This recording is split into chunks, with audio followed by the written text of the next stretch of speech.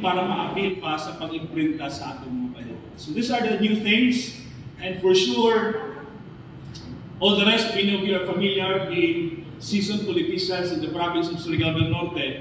And for emphasis, if you have some queries regarding your COCs and other concerns, our offices are open to accommodate all your concerns so that there can be a common denominator, common ground as we go along with our electoral process. We consider you guys are our stakeholders for the coming election. So we have to have a common stand on certain issues that applies to your interests as well as the interests of the Commission to uphold fair and credible elections. But in the meantime, as to the details, allow me please to beseech your time.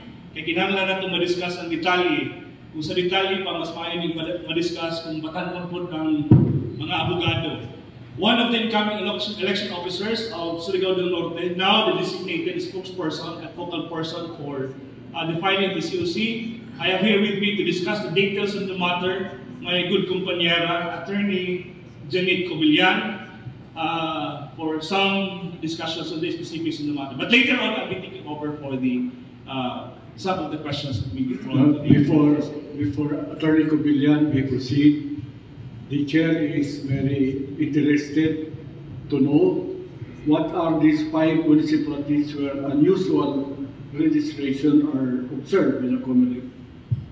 Well, I may be using the usual kay daghan mi kay ang tao dito. Pero sa una po, daghan gini silang tao permanente. I'm referring to, of course, Surigao City, usual. Daghan gini tao. Burgos, Santa Monica, Bacuag, and